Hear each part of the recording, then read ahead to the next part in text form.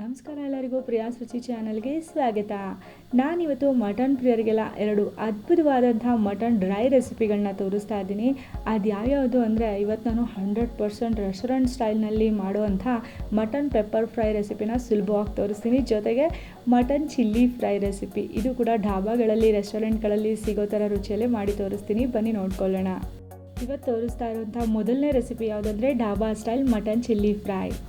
Mutton ಇಷ್ಟಪಡೋರಿಗೆಲ್ಲ ಅದೇ ಸಾರು ಬಿರಿಯಾನಿ ತಿಂದು ಬೋರ್ ಆಗಿರುತ್ತೆ. ಹಾಗಾಗಿ ಇವತ್ತೊಂದು ಸ್ಟಾರ್ಟರ್ ರೆಸಿಪಿ, ಅಥವಾ ಇದನ್ನು ನೀವು ಸೆಮಿ ಗ್ರೇವಿ ಥರನಾದರೂ ಮಾಡ್ಕೊಳ್ಬೋದು. ಚಪಾತಿ ಇರಲಿ, ರೊಟ್ಟಿ ಇರಲಿ, ಬಿರಿಯಾನಿ ಇರಲಿ, ಎಲ್ಲದರ ಜೊತೆಗೂ ಸೂಪರ್ ಆಗಿರುತ್ತೆ ಇದರ ಕಾಂಬಿನೇಷನ್. ಬನ್ನಿ ಹೇಗೆ ಮಾಡೋದಂತ ನಾವೀಗ ನೋಡ್ಕೊಳ್ಳೋಣ. ತುಂಬಾ ರುಚಿಯಾಗಿರುತ್ತೆ. ಅರ್ಧ kg ಮಟನ್ ಇದ್ದರೆ ಸಾಕು. ಈಗ ನಾನು ಅರ್ಧ kg ಮಟನನ್ನು ತೊಗೊಂಡು ಬಂದಿದ್ದೆ. ಅದನ್ನು ಚೆನ್ನಾಗಿ ತೊಳ್ಕೊಳ್ಬೇಕು. ಅದಾದ ನಂತರ ಒಂದು ಕುಕ್ಕರ್ ತೊಗೊಳ್ತಾ ಇದ್ದೀನಿ. ಇದಕ್ಕೆ ನಾನು ಅರ್ಧ kgಯಷ್ಟು ಚೆನ್ನಾಗಿ ತೊಳೆದಿಟ್ಕೊಂಡಿರುವಂಥ ಮಟನ್ನ ನಾನು ಹಾಕ್ಕೊಳ್ತಾ ಇದ್ದೀನಿ. ಪೀಸಸ್ ಎಲ್ಲ ಮೀಡಿಯಮ್ ಆಗಿದ್ದರೆ ಸಾಕು. ತುಂಬ ಚಿಕ್ಕದು ಬೇಡ, ತುಂಬ ದೊಡ್ಡದು ಬೇಡ. ಇದಕ್ಕೊಂದು ಅರ್ಧ ಚಮಚದಷ್ಟು ಉಪ್ಪು ಹಾಕ್ಕೊಳ್ತಾ ಇದ್ದೀನಿ. ಹಾಗೆಯೇ 1/4 ಚಮಚ ಅರಿಶಿನ, ಒಂದೆರಡು ಮಸಾಲೆಗಳನ್ನ ಹಾಕ್ಕೊಳ್ತೀನಿ. ಏಲಕ್ಕಿ, ಚಕ್ಕೆ, ಲವಂಗನ ಒಳ್ಳೆ ಫ್ಲೇವರ್ ಬಿಟ್ಕೊಳ್ಳುತ್ತೆ. ಹಾಗೆ ಒಂದು ಅರ್ಧ ಚಮಚ ಶುಂಠಿ ಬೆಳ್ಳುಳ್ಳಿ ಪೇಸ್ಟ್ ಹಾಕ್ಕೊಂಡು 1 ಗ್ಲಾಸ್ನಷ್ಟು ನೀರು ಹಾಕ್ಕೊಳ್ತಾ ಇದ್ದೀನಿ. ಈಗ ಲಿಡ್ನ ಕ್ಲೋಸ್ ಮಾಡಿಬಿಟ್ಟು ಒಂದು ಸಲ ಚೆನ್ನಾಗಿ ಮಿಕ್ಸ್ ಮಾಡ್ಕೊಳ್ಳೋಣ. ಮಿಕ್ಸ್ ಮಾಡಿದ ನಂತರ ಆ ಲಿಡ್ನ ಕ್ಲೋಸ್ ಮಾಡಿ 4 ವಿಷಲ್ ಮಾಡ್ಕೊಳ್ತೀನಿ. ಯಾಕಂದರೆ ಮಟನ್ ಚೆನ್ನಾಗಿ ಬೇಯಬೇಕಂದ್ರೆ 4 ವಿಷಲ್ ಬೇಕು. ನೀವು ಎಷ್ಟು ವಿಷಲ್ ಮಾಡ್ಕೊಳ್ತೀರೋ ಮಾಡ್ಕೊಳ್ಳಿ. ಈಗ ನಾನು ಮಸಾಲೆ ಪುಡಿಗೆ ಇದೆಲ್ಲ ಮಸಾಲೆ ಪದಾರ್ಥಗಳನ್ನ ತೊಗೊಂಡಿದ್ದೀನಿ. 2 ಚಮಚದಷ್ಟು ಧನಿಯಾ, 5 ಲವಂಗ ತೊಗೊಂಡಿದ್ದೀನಿ. ಹಾಗೆಯೇ ನಾನು 1 ಚಮಚದಷ್ಟು ಕಾಳು ಮೆಣಸು ತೊಗೊಂಡಿದ್ದೀನಿ.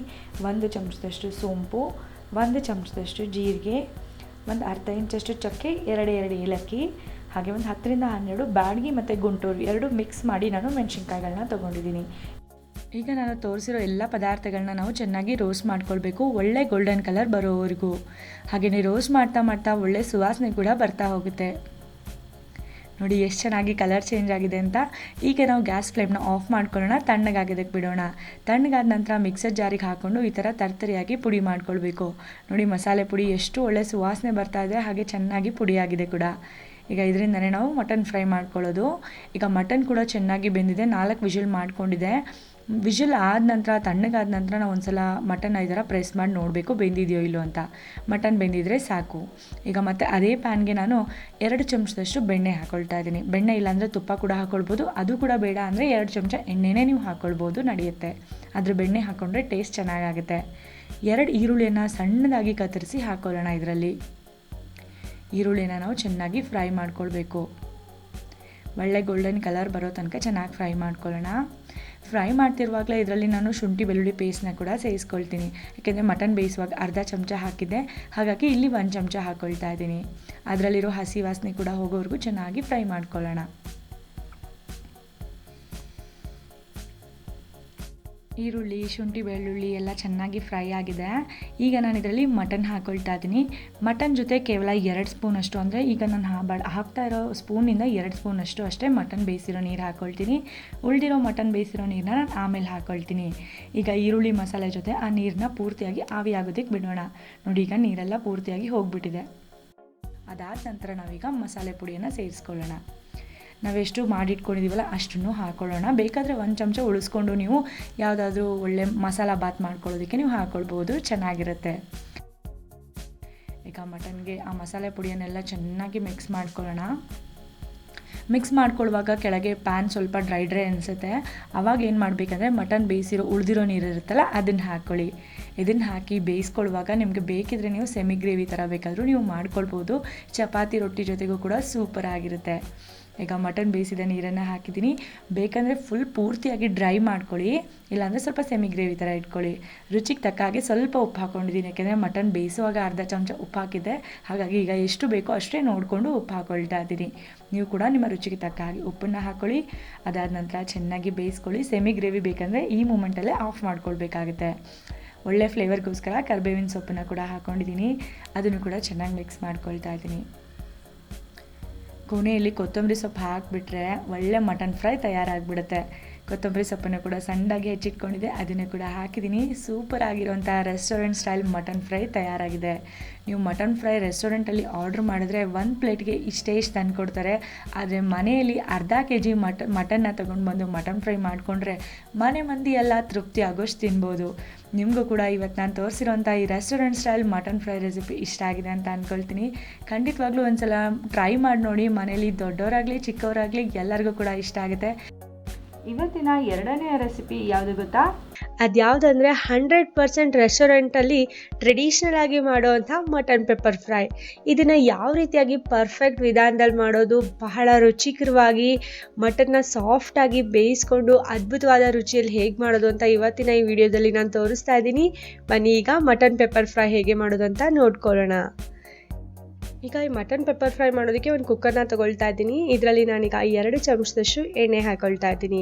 ಎಣ್ಣೆ ಚೆನ್ನಾಗಿ ಕಾದ್ಮೇಲೆ ನಾನೀಗ 3/4 kg ಮಟನ್ ತೊಗೊಂಡಿದ್ದೀನಿ. ಈ ಮಟನ್ನ ನಾನು 2-3 ಸಲ ಚೆನ್ನಾಗಿ ತೊಳೆದು ಹಾಕೊಳ್ತಾ ಇದ್ದೀನಿ.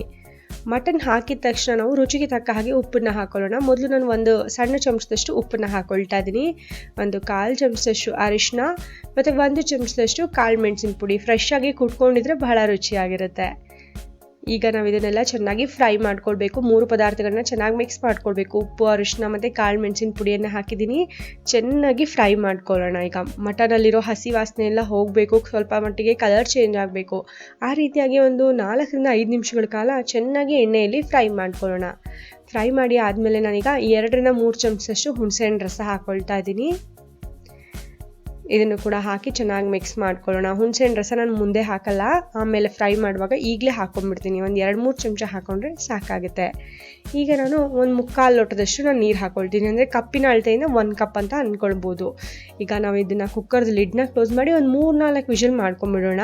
ಮಟನ್ ಗಟ್ಟಿ ಇದ್ದರೆ 4 ವಿಷಲ್ ಮಾಡ್ಕೊಳ್ಳಿ, ಸ್ವಲ್ಪ ಎಳೆದಾಗಿದ್ದರೆ 3 ವಿಷಲ್ ಸಾಕಾಗುತ್ತೆ. ಈಗ ವಿಷಲ್ ಪೂರ್ತಿ ಆದಮೇಲೆ ಅದನ್ನು ತಣ್ಣಗಾಗೋದಕ್ಕೆ ತೆಗೆದಿಡೋಣ. ಈಗ ಒಂದು ಕಡಾಯಿ ತೊಗೊಳ್ತಾ ಇದ್ದೀನಿ. ಈಗ ಮಟನ್ ಪೆಪ್ಪರ್ ಫ್ರೈ ಮಾಡ್ತಿರೋದ್ರಿಂದ ನಾವು ಒಂದು ಮಸಾಲ ಪುಡಿ ರೆಡಿ ಮಾಡ್ಕೊಳ್ಬೇಕು. ಅದಕ್ಕೆ 2 ಚಮಚದಷ್ಟು ಕಾಳು ಮೆಣಸು ತೊಗೊಂಡಿದ್ದೀನಿ, 1 ಚಮಚದಷ್ಟು ಧನಿಯಾ ಮತ್ತು ಅರ್ಧ ಚಮಚದಷ್ಟು ಸೋಂಪನ್ನು ತೊಗೊಂಡಿದ್ದೀನಿ. ಸೋಂಪು ಇದ್ದರೆ ಹಾಕ್ಕೊಳ್ಳಿ, ಇಲ್ಲಾಂದರೆ ಬೇಡ. ಅರ್ಧ ಚಮಚದಷ್ಟು ಜೀರಿಗೆ ಮತ್ತು 4-5 ಲವಂಗ ಹಾಕ್ಕೊಳ್ತಾ ಇದ್ದೀನಿ. ಒಂದು ಅರ್ಧ ಇಂಚಷ್ಟು ಚಕ್ಕೆ ಹಾಕ್ಕೊಳ್ಳೋಣ. 2 ಏಲಕ್ಕಿ ಸಾಕಾಗುತ್ತೆ. ಒಂದೇ ಒಂದು ಬ್ಯಾಡಗಿ ಒಣಮೆಣಸಿನ್ಕಾಯಿ ತೊಗೊಂಡಿದ್ದೀನಿ. ಒಂದು ಕಡ್ಡಿಯಷ್ಟು ಕರಿಬೇವಿನ ಎಲೆಗಳನ್ನ, ಫ್ರೆಶ್ ಆಗಿದ್ದರೆ ಒಳ್ಳೆಯದು. ಈಗ ಎಲ್ಲವನ್ನು ನಾವು ಚೆನ್ನಾಗಿ ರೋಸ್ಟ್ ಮಾಡ್ಕೊಳ್ಬೇಕು. ಒಳ್ಳೆ ಸುವಾಸನೆ ಬರಬೇಕು ಮತ್ತು ಒಳ್ಳೆ ಕಲರ್ ಚೇಂಜ್ ಆಗಬೇಕು. ಅದು ಒಳ್ಳೆ ಗೋಲ್ಡನ್ ಕಲರಿಗೆ ಬರುತ್ತಲ್ಲ, ಅಲ್ಲಿವರೆಗೂ ಚೆನ್ನಾಗಿ ರೋಸ್ಟ್ ಮಾಡ್ಕೊಳ್ಳೋಣ. 4-5 ನಿಮಿಷಗಳ ಕಾಲ ಆಗುತ್ತೆ. ಈಗ ನೋಡಿ, ಕಲರ್ ಕೂಡ ಚೇಂಜ್ ಆಗಿದೆ, ತುಂಬ ಒಳ್ಳೆ ಸುವಾಸನೆ ಕೂಡ ಬರ್ತಿದೆ. ಈಗ ಗ್ಯಾಸ್ ಫ್ಲೇಮ್ನ ಆಫ್ ಮಾಡಿ ತಣ್ಣಗಾದ್ಮೇಲೆ ಇದನ್ನು ಮಿಕ್ಸರ್ ಜಾರಿಗೆ ಹಾಕ್ಕೊಂಡು ಪುಡಿ ಮಾಡ್ಕೊಳ್ತಾ ಇದ್ದೀನಿ. ಈ ರೀತಿಯಾಗಿ ತರಿ ಆಗಿದ್ರೂ ಕೂಡ ಚೆನ್ನಾಗಿರುತ್ತೆ ಪುಡಿ. ಈಗ ನಾನು ಕುಕ್ಕರ್ದು ಲಿಡ್ನ ಓಪನ್ ಮಾಡ್ತಿದ್ದೀನಿ. ಕುಕ್ಕರ್ ತಣ್ಣಗಾಗಿದೆ. ನಾನು 3 ವಿಷಲ್ ಮಾಡ್ಕೊಂಡಿದ್ದೆ. ಮಟನ್ ಚೆನ್ನಾಗಿ ಬೆಂದಿದೆ. ಸೂಪ್ ಕೂಡ ಚೆನ್ನಾಗಿದೆ. ಈ ಸೂಪ್ನ ಕೂಡ ವೇಸ್ಟ್ ಮಾಡೋ ಹಾಗಿಲ್ಲ. ಇದನ್ನು ಕೂಡ ನಾನು ಮಟನ್ ಪೆಪ್ಪರ್ ಫ್ರೈನಲ್ಲೇ ಹಾಕ್ಕೊಳ್ತೀನಿ. ಮಟನ್ ಕೂಡ ಚೆನ್ನಾಗಿ ಬೆಂದಿದೆ. ಈಗ ನಾವು ಮಟನ್ ಪೆಪ್ಪರ್ ಫ್ರೈ ಮಾಡ್ಕೊಳ್ಳೋದಕ್ಕಿಂತ ಮುಂಚೆ ಒಂದು ಕುಟ್ಟಣಿಗೆಯಲ್ಲಿ 1 ಗಡ್ಡೆಯಷ್ಟು ಬೆಳ್ಳುಳ್ಳಿ ಮತ್ತು 1 ಇಂಚಷ್ಟು ಶುಂಠಿಯನ್ನು ಸಣ್ಣದಾಗಿ ಕತ್ತರಿಸ್ಬಿಟ್ಟು ಇದನ್ನು ಪೇಸ್ಟ್ ಮಾಡ್ಕೊಳ್ತೀನಿ. ಈ ಥರ ಕುಟ್ಟಿ ಅಂದರೆ ಜಜ್ಜಿಬಿಟ್ಟು ಪೇಸ್ಟ್ ಮಾಡ್ಕೊಳ್ತೀನಿ. ಈ ಥರ ಜಜ್ಜಿ ಮಾಡ್ಕೊಳ್ಳೋ ಪೇಸ್ಟನ್ನು ಹಾಕಿದಾಗ ಮಟನ್ ಪೆಪ್ಪರ್ ಫ್ರೈ ಸೂಪರಾಗಿರುತ್ತೆ. ಈಗ ಮತ್ತೆ ಅದೇ ಕಡಾಯಿ ತೊಗೊಳ್ತಾ ಇದ್ದೀನಿ. ಅದೇ ಕಡಾಯಿಗೆ 2 ಟೇಬಲ್ ಸ್ಪೂನಷ್ಟು ಬೆಣ್ಣೆ ಹಾಕ್ಕೊಳ್ತಿದ್ದೀನಿ. ಬೆಣ್ಣೆ ಇಲ್ಲಾಂದರೆ ತುಪ್ಪ ಹಾಕ್ಕೊಳ್ಳಿ. ಬೆಣ್ಣೆ ಮತ್ತು ತುಪ್ಪ ಎರಡೂ ಇಲ್ಲಾಂದರೆ ಎಣ್ಣೆನೇ ಹಾಕಿ ಮಾಡ್ಕೊಳ್ಬೋದು, ಆದರೆ ಬೆಣ್ಣೆ ಹಾಕಿದರೆ ರುಚಿ ಜಾಸ್ತಿ. ಈಗ ಬೆಣ್ಣೆಯನ್ನು ಮೊದಲಿಗೆ ಪೂರ್ತಿಯಾಗಿ ಕರ್ಗೋವರೆಗೂ ನಾವು ವೇಟ್ ಮಾಡಬೇಕಾಗತ್ತೆ. ಒಂದು ಸಲ ಬೆಣ್ಣೆ ಪೂರ್ತಿಯಾಗಿ ಕರಗಿದ ತಕ್ಷಣ ನಾವು ಇದರಲ್ಲಿ ಶುಂಠಿ ಬೆಳ್ಳುಳ್ಳಿ ಪೇಸ್ಟ್ ಈಗ ತಾನೇ ಜಜ್ಜಿ ಮಾಡ್ಕೊಂಡಿದ್ದೀವಲ್ಲ, ಅದನ್ನು ಪೂರ್ತಿಯಾಗಿ ಹಾಕೊಂಡ್ಬಿಡೋಣ. ಶುಂಠಿ ಬೆಳ್ಳುಳ್ಳಿ ಪೇಸ್ಟ್ನ ಹಾಕಿದ್ಮೇಲೆ ಅದನ್ನು ಸ್ವಲ್ಪ ಗೋಲ್ಡನ್ ಕಲರ್ ಬರೋ ತನಕ ಒಂದು 30 ಸೆಕೆಂಡ್ಗಳ ಕಾಲ ಚೆನ್ನಾಗಿ ಫ್ರೈ ಮಾಡ್ಕೊಳ್ಳೋಣ. ಸ್ವಲ್ಪ ಹಸಿ ವಾಸನೆ ಹೋದರೆ ಸಾಕು. ಈಗ ಇದರಲ್ಲೇ ನಾನು ಈರುಳ್ಳಿಯನ್ನು ಕೂಡ ಹಾಕ್ಕೊಳ್ತಿದ್ದೀನಿ. 2 ಮೀಡಿಯಮ್ ಸೈಜ್ ಈರುಳ್ಳಿನ ಈ ರೀತಿಯಾಗಿ ತೆಳ್ಳಗೆ ಸ್ಲೈಸ್ ಮಾಡಿ ಹಾಕೋಣ. ಎಷ್ಟು ತೆಳ್ಳಗಾಗುತ್ತೋ ಅಷ್ಟೇ ತೆಳ್ಳಗೆ ಸ್ಲೈಸ್ ಮಾಡ್ಕೊಳ್ಳಿ. ಈಗ ಈರುಳ್ಳಿಯನ್ನು ಕೂಡ ನಾವು ಚೆನ್ನಾಗಿ ಫ್ರೈ ಮಾಡ್ಕೊಳ್ಬೇಕಾಗುತ್ತೆ. ಈರುಳ್ಳಿ ಫ್ರೈ ಮಾಡೋದಕ್ಕೆ 2-3 ನಿಮಿಷಗಳ ಕಾಲ ಸಮಯ ಬೇಕು. ಹಾಗಾಗಿ ನಾವು ಕೂಡ ಆರಾಮವಾಗಿ ಸಮಯ ತಗೊಂಡು ಚೆನ್ನಾಗಿ ಸಾಫ್ಟ್ ಆಗೋ ತನಕ ಫ್ರೈ ಮಾಡ್ಕೊಳ್ಳೋಣ. ಈಗ ಈರುಳ್ಳಿ ಪೂರ್ತಿಯಾಗಿ ಸಾಫ್ಟ್ ಆಗಿದೆ. ಈಗ ನಾನು ಇದರಲ್ಲಿ ಒಂದು 2 ಹಸಿಮೆಣಸಿನಕಾಯಿನ ಸ್ಲೈಸ್ ಮಾಡಿಬಿಟ್ಟು ಹಾಕೊಳ್ತಾ ಇದ್ದೀನಿ. 1 ಕಡ್ಡಿಯಷ್ಟು ಕರಿಬೇವಿನ ಎಲೆಗಳನ್ನ ಕೂಡ ಹಾಕೊಂಡಿದ್ದೀನಿ. ಒಳ್ಳೆ ಫ್ಲೇವರ್ ಬರುತ್ತೆ ಮಟನ್ ಪೆಪ್ಪರ್ ಫ್ರೈಗೆ. ಹಾಕ್ತಾರೆ ರೆಸ್ಟೋರೆಂಟಲ್ಲೂ ಕೂಡ. ಈಗ ಇದನ್ನು ಕೂಡ ಚೆನ್ನಾಗಿ ಫ್ರೈ ಮಾಡ್ಕೊಳ್ಳೋಣ. ಫ್ರೈ ಮಾಡ್ತಾನೆ ಇದರಲ್ಲಿ ನಾನೀಗ ಮಟನ್ ಹಾಕ್ಕೊಳ್ತಾ ಇದ್ದೀನಿ. ನೋಡಿ, ಬೇಯಿಸಿಟ್ಕೊಂಡಿರೋಂಥ ನೀರಿನ ಸಮೇತ ನಾವು ಮಟನ್ನ ಹಾಕ್ಕೊಳ್ಳೋಣ. ಆ ನೀರಲ್ಲಿ ಈಗ ಮಟನ್ ಚೆನ್ನಾಗಿ ಕುದ್ದು ಬೇಯುತ್ತಲ್ಲ, ಬಹಳ ಒಳ್ಳೆ ರುಚಿ ಆಗುತ್ತೆ. ಆ ಮಟನ್ ಪೆಪ್ಪರ್ ಫ್ರೈ ಸೂಪರಾಗಿ ಆಗುತ್ತೆ. ನೀವು ಈ ಥರ ಈ ಸೂಪ್ನ ಸಮೇತ ಹಾಕಿನೇ ನೀವು ಮಾಡಬೇಕು, ಆವಾಗಲೇ ತುಂಬ ಚೆನ್ನಾಗಿರುತ್ತೆ. ಈಗ ನಾನೀಗ ಈರುಳ್ಳಿ ಮಸಾಲೆ ಜೊತೆಗೆ ಮಟನ್ನ ಚೆನ್ನಾಗಿ ಮಿಕ್ಸ್ ಮಾಡ್ಕೊಂಡಿದ್ದೀನಿ. ಇದನ್ನು ಚೆನ್ನಾಗಿ ಕುದಿಯೋದಕ್ಕೆ ಬಿಡಬೇಕು. ಹಾಗಾಗಿ ನಾವು ಲಿಡ್ನ ಕ್ಲೋಸ್ ಮಾಡೋದು ಕೂಡ ಅರ್ಧ ಕ್ಲೋಸ್ ಮಾಡಬೇಕಾಗುತ್ತೆ. ಯಾಕೆಂದರೆ ಅದರಲ್ಲಿರೋ ಆ ನೀರಿನ ಅಂಶ ಎಲ್ಲ ಆವಿ ಆಗಬೇಕು. ಇದು ಅರ್ಧದಷ್ಟು ನೀರಿನ ಅಂಶ ಬರಬೇಕು, ಅಲ್ಲಿವರೆಗೂ ನಾವು ಚೆನ್ನಾಗಿ ಕುದಿಸ್ಕೊಳ್ಳೋಣ. ಈಗ ನೋಡಿ, ಅರ್ಧದಷ್ಟಾಗಿದೆ. ಈಗ ಸ್ವಲ್ಪ ಮಟ್ಟಿಗೆ ಮಾತ್ರ ನೀರು ಉಳಿದಿದೆ. ಈಗ ನಾವೇನು ಮಾಡಬೇಕಂದ್ರೆ, ಮೊದಲಿಗೆ ನಾವೊಂದು ಮಸಾಲೆ ರೆಡಿ ಮಾಡಿ ಇಟ್ಕೊಂಡಿದ್ವಲ್ಲ ಪೆಪ್ಪರ್ ಫ್ರೈ ಮಾಡ್ಕೊಳ್ಳೋದಕ್ಕೆ, ಆ ಮಸಾಲೆ ಪುಡಿಯನ್ನು ಹಾಕ್ಕೊಳ್ತಾ ಇದ್ದೀನಿ. ನೀವು ಪೂರ್ತಿ ಹಾಕೊಂಬಿಡಿ, ಬೇಡ ಅನಿಸಿದ್ರೆ ಒಂದು ಚಮಚ ನೀವು ಬೇಕಾದರೆ ತೆಗೆದಿಟ್ಕೊಳ್ಬೋದು, ಕೊನೆಯಲ್ಲಿ ಬೇಕಾದರೂ ಹಾಕ್ಕೊಳ್ಬೋದು. ಈಗ ಈ ಮಸಾಲೆ ಪುಡಿಯನ್ನೆಲ್ಲ ಮಟನ್ ಜೊತೆಗೆ ಚೆನ್ನಾಗಿ ಮಿಕ್ಸ್ ಮಾಡ್ಕೊಳ್ಳೋಣ. ಮಸಾಲೆ ಪುಡಿ ಹಾಕಿದ ತಕ್ಷಣ ಇಂಥ ಒಳ್ಳೆ ಸುವಾಸನೆ ಬರ್ತಾ ಇದೆ ಅಂದರೆ ಅದನ್ನು ನೀವು ಮಾಡಿ ನೋಡಿದಾಗಲೇ ಗೊತ್ತಾಗೋದು. ಈಗ ಮಸಾಲೆ ಎಲ್ಲ ಚೆನ್ನಾಗಿ ಮಿಕ್ಸ್ ಮಾಡಿದ್ಮೇಲೆ ಗ್ಯಾಸ್ನ ಸ್ವಲ್ಪ ಸಣ್ಣ ಉರಿಯಲ್ಲಿ ಇಡಿ.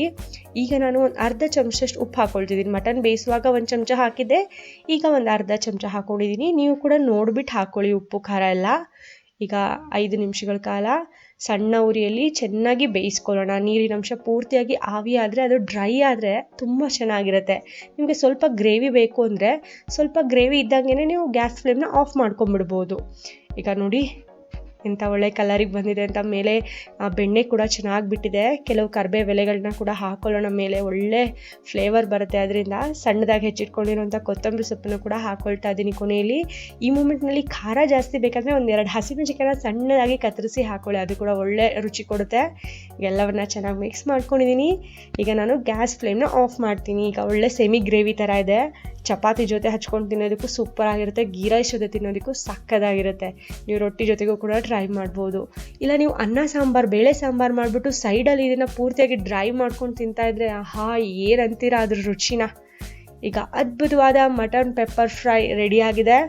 ಇದನ್ನು ನಾನೀಗ ಸರ್ವ್ ಮಾಡ್ತಾ ಇದ್ದೀನಿ. ನೋಡಿ ಎಷ್ಟು ಜ್ಯೂಸಿಯಾಗಿ, ಎಷ್ಟು ಸಾಫ್ಟಾಗಿ, ಎಂಥ ಒಳ್ಳೆ ಸುವಾಸನೆ ಕೂಡ ಬರ್ತಾ ಇದೆ. ರುಚಿ ಅಂತೂ ಕೇಳಲೇಬೇಡಿ. ನಮ್ಮನೇಲಂತೂ ಎಲ್ಲರೂ ಬೆರಳು ಚೀಪ್ಕೊಂತಾನೆ ತಿಂದ್ಬಿಟ್ರು, ಅಷ್ಟು ರುಚಿಯಾಗಿತ್ತು.